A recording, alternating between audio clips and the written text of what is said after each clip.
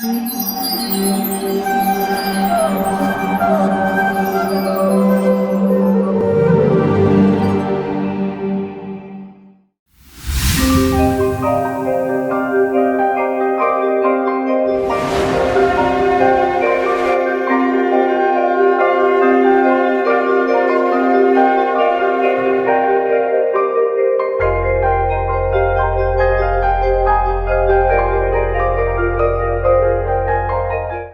कृष्णा। आज के कार्यक्रम में आपका हार्दिक स्वागत है। हमारे वक्ता हैं श्रीमान केशव मुरारी प्रभु जी। प्रभु जी ने दिल्ली यूनिवर्सिटी से ग्रेजुएशन की है। सन 1995 में वे अंतर्राष्ट्रीय कृष्ण भावनामृत संघ इस्कॉन के संपर्क में आए तथा सन 2004 में प्रभु जी ने इस्कॉन के संस्थापक आचार्य भक्तिवेदांत स्वामी श्रील प्रभुपाद के वरिष्ठ शिष्य परम पूज्य गोपाल कृष्ण गोस्वामी महाराज से दीक्षा प्राप्त की तथा सन 2005 में भगवान नाम का प्रचार करने हेतु उन्होंने अपना संपूर्ण जीवन समर्पित कर ब्रह्मचर्य आश्रम स्वीकार किया। प्रभु जी इस्कॉन रोहिणी के अध्यक्ष हैं और नॉर्थ इंडियन डिविजनल काउंसिल के वाइस चेयरमैन हैं। साथ ही इंडियन कॉन्टिनेंटल कमेटी ICC के सेक्रेटरी हैं और इस्कॉन इंडिया एडवाइजरी कमेटी के सदस्य भी हैं। प्रभु जी विभिन्न स्थानों पर जैसे स्कूल, कॉलेजों, ऑफिस व कॉरपोरेट्स में भगवत गीता के अनुसार एक सुखी व संतुष्ट जीवन जीने हेतु लोगों का मार्गदर्शन भी करते हैं। तो आइए श्रवण करते हैं भगवान की मधुर लीलाओं को एक अत्यंत ही समर्पित भक्त श्रीमान केशव मुरारी प्रभु जी के श्रीमुख से। धन्यवाद। हरे कृष्णा। ओम अज्ञानतिमिरान्धस्य ज्ञानाञ्जनशलाकया चक्षुरुन्मिलितं येन तस्मै श्रीगुरवे नमः। नमो विष्णुपादाय कृष्णपृष्ठाय भूतले श्रीमते भक्तिवेदान्तस्वामिनिति नामिने। नमस्ते सरस्वती देवे गौरवाणी प्रचारिणे निर्विशेष शून्यवादी पाश्चात्य देशतारिणे। जय श्री कृष्ण चैतन्य प्रभु नित्यानंद श्री अद्वैत गदाधर शिवासादि गौर भक्तवृंद।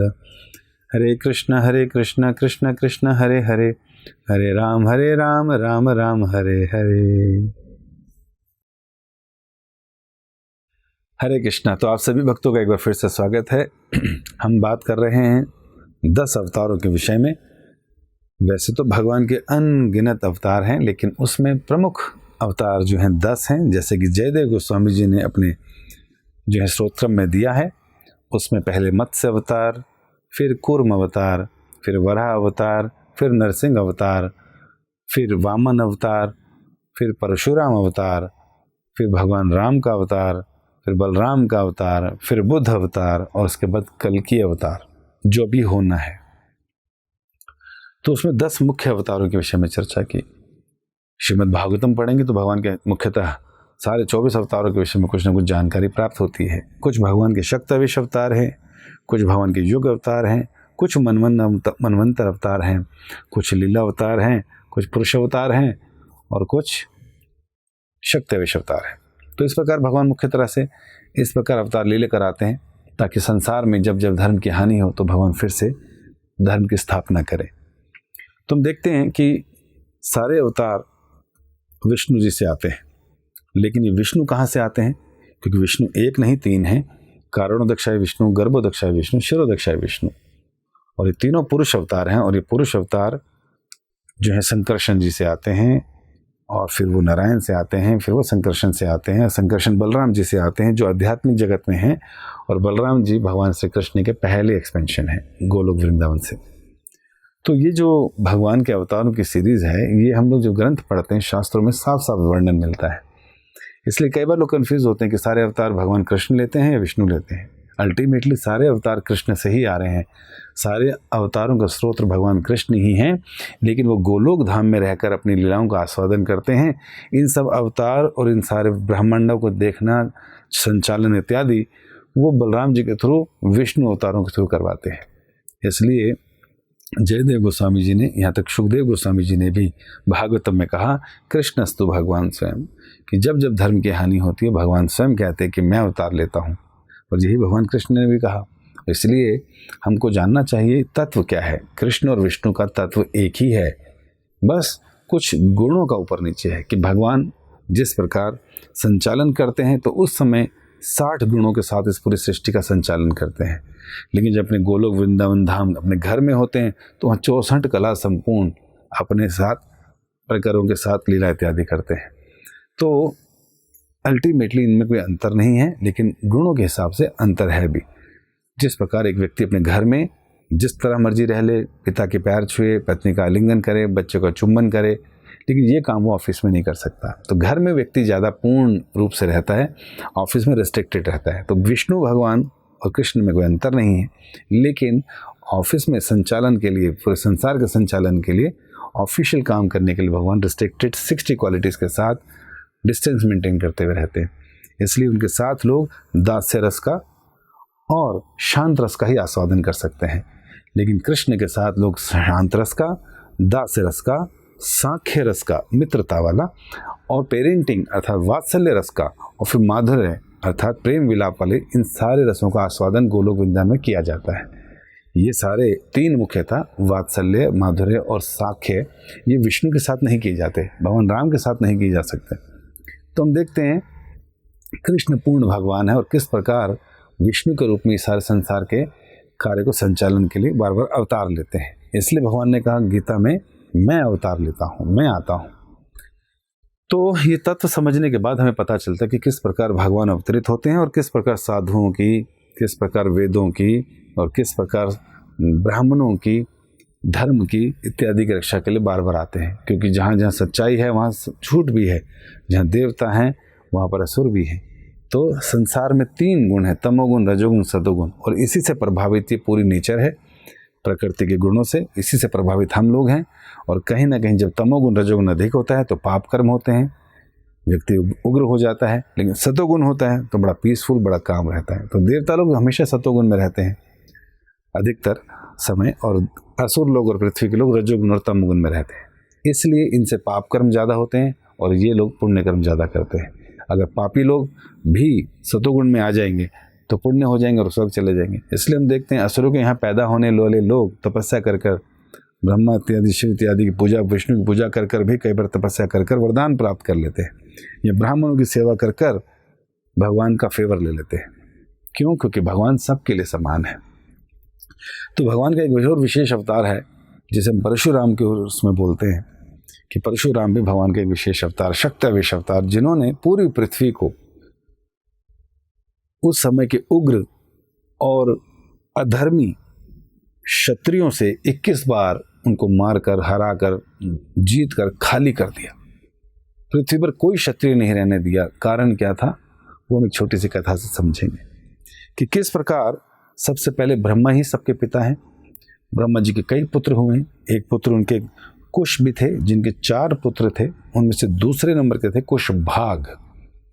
तो कुशभाग जो थे, इनको कोई संतान नहीं थी।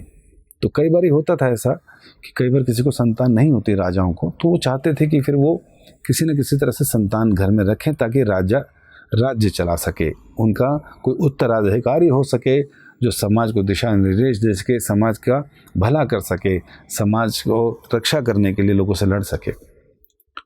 तो जब जब ऐसा नहीं होता था तो उनको दूसरी शादी करनी पड़ती थी।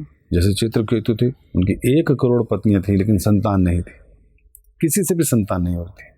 फिर अंगिरा इत्यादि मुनियों के पास जाकर संतान मांगा। इसी प्रकार दशरथ जी के बारे में पता है, उनकी भी कोई संतान नहीं थी, तो उनको भी जो पुत्रेष्टि यज्ञ करना पड़ा कि हमारे को भी संतान प्राप्त हो। तो पहले के लोग जो है ब्राह्मणों को, ऋषियों को संपर्क करते थे जब वो लोग कोई इच्छा होती थी, और उस समय के ऋषि भी इतने बलशाली होते थे कि कुछ ना कुछ तपस्या, यज्ञ इत्यादि कर कर उनकी मनोवांछा पूरी कर देते थे। तो यहाँ पर भी ऐसा, कुछ भाग के यहाँ कोई संतान नहीं थी, तो इन्होंने भी जो है ब्राह्मण ऋषियों को जो है उन संपर्क किया और उन्होंने को बताया कि आप पुत्रेष्टि यज्ञ कीजिए जिससे आपको पुत्र की जो है प्राप्ति होगी। तो उन्होंने जो है पुत्र की प्राप्ति के लिए पुत्रेष्टि यज्ञ किया, और उस यज्ञ के बाद उनको प्राप्त हुआ बहुत ही धर्मात्मा पुत्र जिसका नाम था राजा गाधी। जो गाधी राजा थे, ये बड़े ही धर्मात्मा और पवित्र और शांत रहने वाले राजा थे और बहुत ही अच्छे राजा हुए। तो इनकी एक पुत्री हुई जिसका नाम था सत्यवती। तो सत्यवती का विवाह इन्होंने कराया था ऋचिक नाम के एक ऋषि से। पहले के लोग ऋषियों को भी अपनी संतान देते थे, विवाह कराते थे, क्योंकि उससे उनको ज़्यादा अच्छी संतान प्राप्त होगी। ऋषि मुनि अपने त्याग से, अपनी तपस्या से, अपनी साधना से अपने वीर्य को जो है अपने मस्तक तक चढ़ा लेते थे, इसलिए उन बहुत तेजवान होते थे। और जब उनको कोई पुत्री इत्यादि दी जाती थी तब वो उसके साथ संग कर कर या तो स्वयं भगवान ऐसे परिवारों में प्रकट होते थे या शक्तिवेश अवतार को प्रकट होते थे। जैसे कश्यप मुनि के यहाँ तपस्वी थे, स्वयं भगवान ने कहा कि मैं अवतरित होऊंगा, तो भगवान अवतरित हुए उनके घर में। तो जो तपस्वी होते हैं, जो बहुत त्याग और साधना अच्छे रखते हैं, तो इनके घरों में शुचिनाम श्रीमताम के या तो बहुत पवित्र संतानें पैदा होती हैं या केवल स्वयं भगवान शक्तिवेश के अवतार के रूप में प्रकट होते हैं। तो उसी प्रकार जो है सत्यवती जो कि ऋचिक को दी गई थी, तो ऋचिक भी बड़े अच्छे ऋषि हुए थे।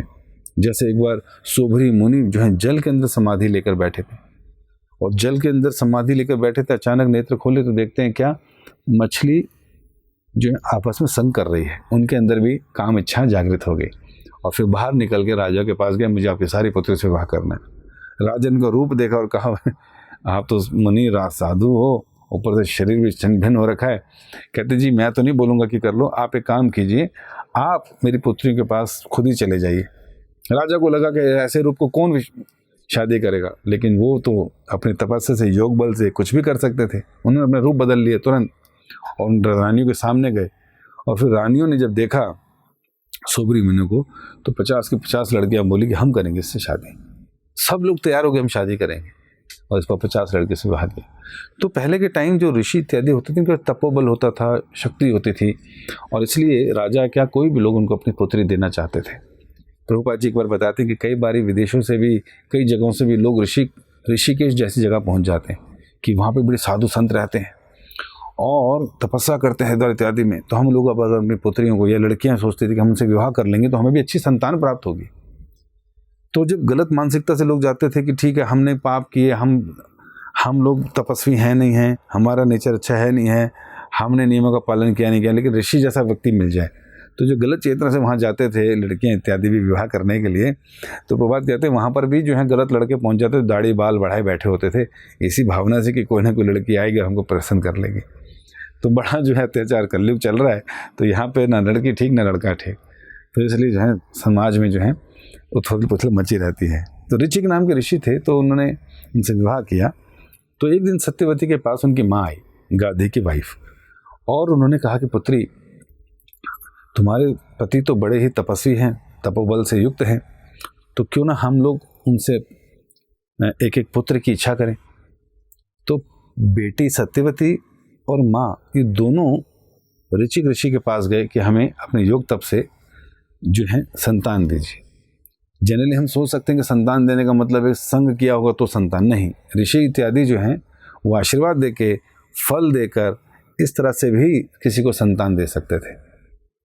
तो अब जो है उनकी कोई संतान तो थी नहीं और गादी की, तो उनको लगा कि चलो मैं भी एक पुत्र ले लूँ, मेरी बेटी भी एक पुत्र ले ले, इतने बड़े ऋषि हैं ऋचिक। तो दोनों उनके पास गए और उनका क्या हमें संतान चाहिए, काफ़ी समय हो गया। तो ऋचिक मान गए उनकी बात, और उसके बाद कुछ समय के बाद जब सत्यवती उनके पास थी, उनकी खुद की पत्नी, उनको उन्होंने 2 चरु नाम के फल दिए, कहा कि ये रखो, अब आपको मैं बताऊँ ये वाला आपने खाना है और ये दूसरा वाला अपनी माँ को दे देना, और मैं जा रहा हूँ स्नान करने के लिए, तुम ये कर लेना, और ध्यान रहे जैसा बताया वैसा करना। कहते ठीक है। तो ऋचिक चले गए स्नान करने के लिए, और पीछे से क्या हुआ, माँ ने बोला बेटी को, सत्यवती को, देखो, तो जब सत्यवती ने बताया माँ को कि माँ मुझे ये चरु फल मिले दो, ये मुझे खाना है, ये आपको खाना है, तो माँ के दिमाग में कुछ आया कि ऋचिक भला मुझे अच्छा फल क्यों देगा। ऋचिक तो चाहेगा ना कि उसका पति, उसका पुत्र जो है वो ज़्यादा तपोबली बने, ज़्यादा धर्मात्मा बने, ज़्यादा योद्धा बने, सर्वगुण संपन्न बने। तो बेटी पूरा राज्य चलाने के लिए तो मैं चाहती हूँ कि जो तेरा भाई हो, क्योंकि अब जो फल माँ खाएगी तो वो तो सत्यवती का भाई हो जाएगा, और सत्यवती को कहा कि जो तेरा फल है वो मुझे खाने दो, और जो मेरा था वो तुम खा लो, क्योंकि समाज का भला करना है ना। और मन में यह था कि मेरा अच्छा पुत्र हो। तो माँ की बात मान के सत्यवती, उन्होंने कहा ठीक है आप ये ले लीजिए, मैं ये खा लेती हूँ। तो इस प्रकार वो चले गए खा के। जब वो वहां से वापस आए ऋचिक स्नान इत्यादि कर कर, सत्यवती ने सब कह दिया कि जी जो 2 आपने फल दिए थे, जो मुझे खाने को कहा था, वो मेरी माँ ने ले लिया, मैंने उनको दे दिया ताकि उनका उद्देश्य था पूरा हो सके, और उनका फल मैंने खा लिया। कहते अरे ये तुमने क्या किया, मैंने जो तुम्हें कहा था तुम्हें वो करना चाहिए था, तुम्हें ये वो फल खाना था और तुमने उसको दे दिया। बट उन्होंने कहा, वो कह रही थी मेरी माँ ने कहा कि उनको ऐसा पुत्र चाहिए जो पूरे संसार को चाहिए। कहते रहे नहीं भैया, अब क्या होगा, ये फल तुम्हें खाने से ना तुम्हें जो पुत्र होने वाला है वो ब्राह्मण नेचर का नहीं होगा, वो धर्मात्मा प्रवृत्ति का नहीं होगा। तो तुम्हारे को जो पुत्र मिलेगा वो योद्धा, युद्ध में पारंगत व्यक्ति मिलेगा, क्षत्रिय गुण के साथ मिलेगा, क्योंकि वो फल तो मैंने उनको दिया था ताकि उनका काम हो सके, राज्य चलाना है। और जो उनका पुत्र होगा वो तपस्वी होगा, वो ब्राह्मण, वो धर्म देता होगा।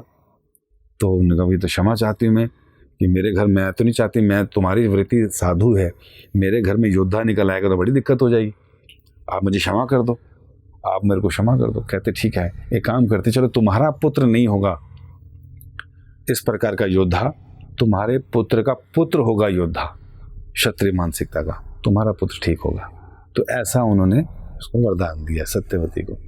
और फिर हुआ क्या, गाधी के घर अर्थात सत्यवती की माँ को चोरू फल खाने के बाद क्या प्राप्त हुआ, पुत्र प्राप्त हुआ, जिनका नाम था विश्वामित्र।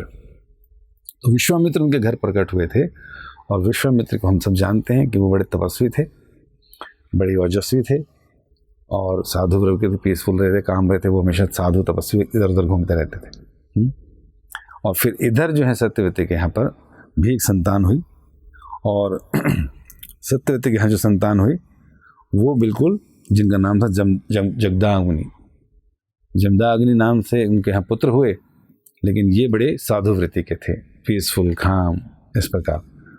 तो इस प्रकार जो है हम देखते हैं कि राज्य चलाने के लिए, ब्राह्मण वृत्ति के लिए कहीं ना कहीं ये आश्रम वर्ण व्यवस्था शुरू से ही थी, क्योंकि पूरे समाज को चलाने के लिए भगवान कहते हैं मेरे मुख से ब्राह्मण निकले हैं, मेरे हाथों से क्षत्रिय, मेरे उदर से जो है वैश्य निकले हैं, और मेरे चरणों से जो है शूद्र निकले हैं। अब ये सबका काम इस समाज को चलाने का है, चारों की आवश्यकता है, किसी को नेग्लेक्ट नहीं कर सकते। कोई ये बोले अरे भगवान के चरणों से निकले शूद्र, तो भगवान के चरण कमल ऐसे चरण कमल नहीं जैसे हमारे चरण कमल हैं जो कीचड़ में रहकर गंदे रहते हैं, कट पड़े होते हैं, नाना प्रकार, नहीं। चरण कमल हो सकता है किसी भी व्यक्ति के शरीर का सबसे निचला भाग हो, या इतना ज़्यादा पूजनीय ना माना जाए, लेकिन भगवान के चरणों से निकलने वाली हर चीज़ पूजनीय है। गंगा उनके चरणों से निकल रही है, चरण कमलों में इतने सुंदर साइन है, सारे भक्त लोग केवल चरण में ही रहना चाहते हैं, उनके चरण कमलों के स्तुति करते हैं। तो भगवान के साथ से निकलने वाली कोई दिक्कत नहीं। तो ये 4 प्रकार की मानसिकताएं हैं। इसलिए जब देश चलाना है तो क्षत्रियों की आवश्यकता पड़ती है, जो पूरा एडमिनिस्ट्रेशन, विभाग इत्यादि को ठीक से देख सके, प्रजा की रक्षा कर सके। और फिर दूसरी तरफ अगर ब्राह्मण हैं तो वो पूरे समाज को, राजा को निर्देशन देकर, ज्ञान देकर उनको आगे बढ़ाते थे। वैश्य कृषि, गोरक्षा, वाणिज्य इत्यादि करते थे। और शूद्र जो हैं, ये भी मानसिकता है जिनकी सेवा की मानसिकता रहती है, ये तीनों वर्गों की सेवा करते थे, हर प्रकार के कार्य करते थे, तो इनकी सेवा की मानसिकता रहती थी। और भगवान को सेवा से ही जीता जा सकता है। अगर कोई शूद्र मानसिकता व्यक्ति जो सेवा के भाव में रहता है, अगर अपने जीवन में कृष्ण को उतार ले और सेवा का भाव पहले से मौजूद है, तो बहुत आसानी से, बहुत जल्दी भगवान को प्राप्त कर लेगा। जैसे स्त्रियां हैं, ये विनम्र रहती हैं, चुप रहती हैं, घर के काम कार्य जानती हैं, सेवा करना का उनके अंदर जो है नेचर रहते हैं। तो अगर स्त्री जो है कृष्ण भावना में आती है तो तुरंत भगवान को प्रसन्न कर लेती है। भगवान जल्दी रिझ जाते हैं क्योंकि इनकी सेवा की मृत्यु पहले से ही थी। लेकिन मनुष्य जो है, जिसके अंदर गुण हैं, जो ब्राह्मण है, जो क्षत्रिय है, उनके अंदर कर्ता का भाव जल्दी आ जाता है, और उस भाव की वजह से वो विनम्र नहीं हो पाते, टाइम लगता है, सेंसिटिव नहीं होते, बहुत टाइम लगता है। तो काफ़ी भजन, तपस्या, त्याग करने के बाद उनके अंदर ये गुण आते हैं, जो कि शूद्र और स्त्रियों के अंदर ये जल्दी आ जाते हैं। क्यों? क्योंकि पहले से उस मानसिकता से है। तो कोई व्यक्ति इस तरह से ईर्ष्या द्वेष करे तो बिल्कुल गलत है। इसलिए हमें चाहिए कि हम इन तत्वों को समझें और फिर यहाँ पता चल रहा है कि किस प्रकार जो है क्षत्रियों की भी आवश्यकता है, ब्राह्मणों की भी आवश्यकता है, हर वर्ग की आवश्यकता है। तो इस प्रकार जो है उनके पुत्र जो हैं वो भी ब्रह्म ऋषि थे, जमदाग्नि बहुत वो थे। और क्या हुआ कि बड़े शांत थे, ब्रह्म ऋषि थे। तो एक बार क्या हुआ, जमदाग्नि की पत्नी थी जिनका नाम था रेणुका, तो और कई पुत्र थे उनके। तो एक बार क्या हुआ, उन्होंने अपने घर गृह कार्य के लिए अपनी पत्नी को भेजा नदी में कि जाओ तुम कुछ वहाँ से नदी का जल लेकर आओ। तो चली गई जल, लेकिन उस नदी में क्या देखती है रेणुका जी कि कुछ गंधर्व और गंधर्विकाएं आई हुई और जल केली कर रहे हैं, नग्न अवस्था में एक दूसरे के साथ खेल कूद रहे हैं। ऑब्वियसली जब कोई जल में रहेगा, स्त्री होंगे पुरुष होंगे नग्न होंगे तो क्या कार्य करेंगे, तो जल केली कर रहे होंगे। तो ये सब देखकर जो है रेणुका ये सब देख रही थी, कामातुर भी हो गई। तो जब वो वापस आई, लेट हो गई, तो जमदाग्नि ने पूछा तुम इतने लेट क्यों आई हो जल लेकर? और इस तरह ध्यान लगाया तो समझ गए, कहा तुमने महापाप किया है, तुम आज किसी पर पुरुष पर स्त्री को इस प्रकार जल के लिए करते देख रहे हो तो वो ठीक नहीं है, ये महापाप है। तो आज के परिवेश में देखें तो आजकल जो फिल्में बनती हैं या गंदी फिल्में बनती हैं कहते हैं, वो सारा का सारा यही तो है कि किसी दूसरे व्यक्ति को आप किसी का आलिंगन करते, चुम्बन करते देख रहे हो या संभोग करते देख रहे हो, ये सब पाप है। इसलिए बुद्धिमान व्यक्ति क्या करता है, टीवी का माध्यम उसको अगर सही इस्तेमाल करना चाहता है तो हरे कृष्ण टेलीविजन चैनल को केवल वही लगा के रखता है सुबह से शाम तक, जिससे उसकी बुद्धि जो है ज्ञान से भरपूर हो जाए और उसका सुंदर आध्यात्मिक मनोरंजन हो। फ़ोन के द्वारा भी इसी को देखे या यूट्यूब पे आने वाले और चैनल्स के जो मंदिरों के लेक्चर्स हैं वो देखे, अन्यथा इसके इंटरनेट को बंद कर दे, कम से कम डाटा लेकर रखे और उसको बंद रखे, नहीं तो ये केवल हमारी मति खराब करेगा। तो यहाँ पर रेणुका माता ने भी क्या करा, ऐसा चित्र देखा, ऐसा आलिंगन करते देखा तो पति को पता चल गया। उन्होंने पुत्र को बुलाया, कहा तुम्हारी माँ ने आज महापाप किया है, अभी जो मैं कहता हूँ करो, पिता की आज्ञा मानो और अपनी माँ का वध कर दो। पुत्र ने मुंह नीचे कर लिया। माँ का जो स्नेह पाश से बंधा हुआ था पुत्र, उसने सर नीचे कर लिया। जमदाग्नि को लगा इसने मेरी बात नहीं मानी। दूसरे पुत्र का तुम इधर आओ, तुम इसका वध कर दो। दूसरे ने भी सर नीचे कर लिया। तीसरा, चौथा, पांचवा, छठा, सातों पुत्र ने मात्र स्नेहवश माँ का वध नहीं किया। पिता क्रोध में थे जमदाग्नि। आठवें पुत्र परशुराम को बुलाया कि तुम इधर आओ, अब तुम इन सातों पुत्रों का भी वध करो और अपनी माँ रेणुका का भी वध कर दो, क्योंकि उन्होंने महापाप किया है और उन्होंने उसमें सहयोग किया है कि ये जो है अपनी माँ का वध नहीं कर रहे, मेरे पिता की आज्ञा को नहीं माना। परशुराम जी ने अपना परसा उठाया और सातों भाइयों का वध कर दिया, अपनी माता का भी वध कर दिया। पिता के प्रति ऐसी भक्ति देख पिता जमदाग्नि बड़े प्रसन्न हुए और कहा, मांगो तुम क्या चाहते हो, ऐसा जो है वरदान मांगो। और फिर क्या था, सबसे पहला वरदान उन्होंने कहा कि मेरी माता और मेरे सातों भाइयों को फिर से जीवित कर दीजिए। दूसरा वरदान उन्होंने मांगा कि ये जीवित होने के बाद भी इनको ये पता नहीं चलना चाहिए कि मैंने इनका वध किया था। तीसरा मांगा कि ये जो मैंने कृत्य किया, माता का वध किया, भाइयों का वध किया, ये जो पाप मैंने किया ये मुझे स्पर्श भी ना कर पाए, अर्थात इसकी माफी हो जाए। चौथा उन्होंने कहा कि मुझे ऐसा योद्धा बनाइए कि कोई मेरा बराबरी न कर सके। पांचवा वरदान कहा कि मुझे चिरंजीवी बना दीजिए, अमृत दीजिए मुझे। पिता तो प्रसन्न थे पुत्र के इस कार्य से, तथास्तु, दे दिया सब कुछ। तो यहां पर पिता, क्योंकि जमदाग्नि बहुत बड़े ऋषि हैं, धर्मात्मा हैं, इसलिए पिता की बात को रखा, आज्ञा का पालन किया और सब कुछ प्राप्त हो गया। हमें भी जो है माता का, पिता का, गुरुजन का, वैष्णवों का, सीनियर डिवोटीज का कहना मानना चाहिए। ध्यान बस ये देना है कि वो कार्य हमारी इंद्रिय तृप्ति के लिए नहीं होना चाहिए, भगवान की प्रसन्नता के लिए होना चाहिए। जो धर्म कहता हो उसका पालन करना चाहिए। धर्म को समझने में दिक्कत है, आज्ञा को पालन करने में दिक्कत है, तो एक बार पूछें, 2 बार पूछ लें। गुरु, साधु और शास्त्र, इन 3 चीज़ों से उसको चेक कर लें और उसके बाद फिर कार्य करें। हमारे पास तो ऐसी सिचुएशन नहीं आती जैसे परशुराम जी के पास आई। वो तो धर्मात्मा लोग हैं, भगवान के शक्तिवेश अवतार हैं, उन्हें पता है क्या करना है। हम जैसे लोग फंस जाते हैं कि क्या करें, इसलिए गुरु की आवश्यकता पड़ती है। इसलिए भक्ति में भक्तों को वैष्णव की संगति में रहना चाहिए, शास्त्र को नियमित रूप से पढ़ते रहना चाहिए, गुरु के निर्देशन का पालन करते रहना चाहिए। तो इस प्रकार जो है, जैसे इनको वरदान प्राप्त हो गए, अब वो चिरंजीवी भी हो गए। लेकिन दूसरी जगह बताते हैं, एक महिष्मती नाम की जगह थी, नगर था, जिसके राजा थे सहस्त्रार्जुन। इन्होंने दत्तात्रेय भगवान की खूब तपस्या करके वरदान प्राप्त कर ली थी। क्या वरदान मांगे? कि मेरे सामने भी युद्ध में कोई टिक ना सके, और जब मैं युद्ध करूं तो मेरी 1000 भुजाएं हो जाएं युद्ध के समय, जिससे कि उनसे लड़ सकूं, और साथ ही साथ मेरे पास ऐसा रथ हो जो हर जगह, हर गति में, हर जगह पहुंच सके। ऐसा वरदान मांगा, तथास्तु मिल गया दत्तात्रेय भगवान की तरफ से उनको ये सब। अब जिसके पास भी इस प्रकार बल आ जाए, धन आ जाए, तो उसके पैर फिर जमीन पर नहीं टेकते, उन्मत्त हो जाता है, परेशान हो, मतलब वो व्यक्ति दुनिया को परेशान करना। उसने भी यही किया। जैसे उसको सब कुछ प्राप्त हो गया, उसने देवताओं को, यक्षों को, गंधर्वों को, ऋषियों को, सबको प्रताड़ना शुरू कर दी। अपना रथ सबके ऊपर ले जाने लगा, कुचलने लगा सबको। शक्ति आ गई, कोई उसके सामने पहली वरदान मांग लिया कि वो। तो इस प्रकार करते करते वो समुद्र के पास चला गया, अपना तीर निकाला, अपना बाण और धनुष निकालकर उसने इतने तीर चलाए समुद्र पर कि सारे के सारे समुद्र को आच्छादित कर दिया अपने बाणों से। जब समुद्र आच्छादित हो गया तो हाथ जोड़ते हुए समुद्र देव बाहर निकल आए, अपना शीश झुकाया। वो जानते थे कि कितना बड़ा ये व्यक्ति धनुर्धर है, वरदानों को प्राप्त करने से सारे देवता, ऋषि, यक्ष इत्यादि को कुचल रहा है, और मुझे भी ढक दिया।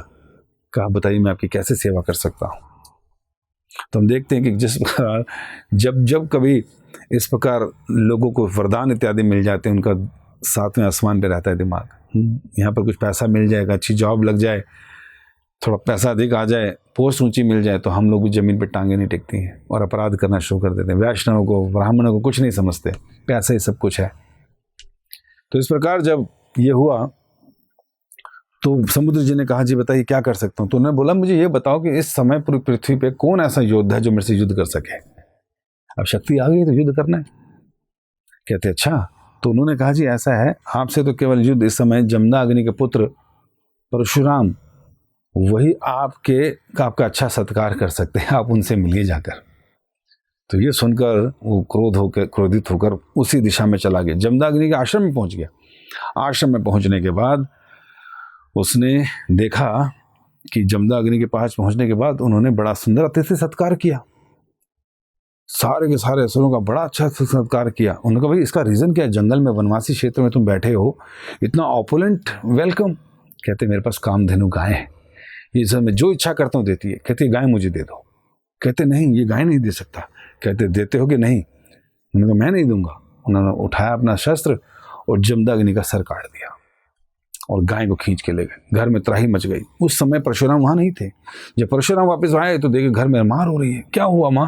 पिताजी को कैसे वध हो गया? तब उन्होंने बताया सहस्त्रार्जुन आया था, उसने जो है कामधेनु चुराई, कामधेनु ले ली। पिता ने मना किया तो उन्होंने वध कर दिया उनका। तो इसलिए मैं जो रो रही हूँ, क्रंदन कर रही हूँ पुत्र, और अपनी छाती पीटने लगी।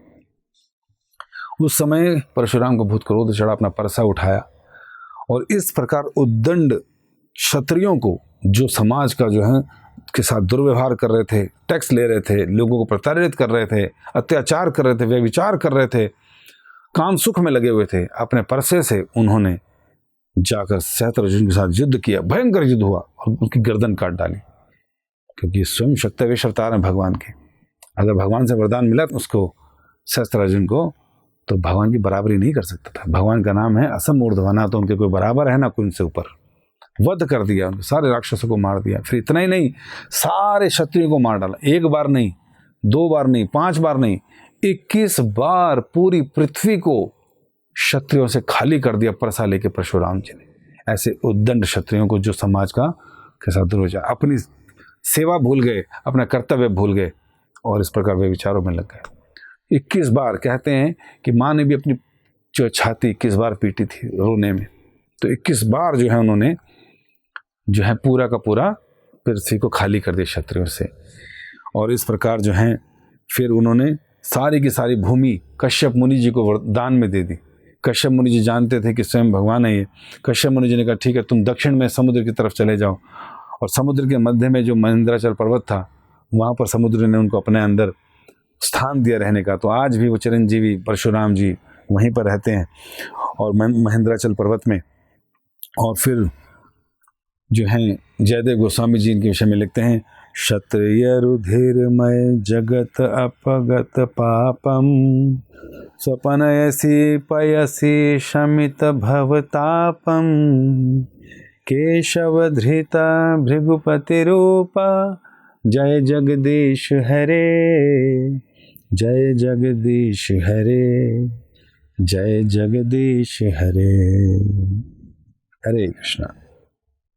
ऐसे ही और भक्तिमय कार्यक्रमों के लिए देखिए हरे कृष्णा टेलीविजन, और इसे प्राप्त करने के लिए आप अपने केबल अथवा DTH ऑपरेटर से संपर्क करें तथा और अधिक जानकारी के लिए आज ही डायल करें 7666 839 839।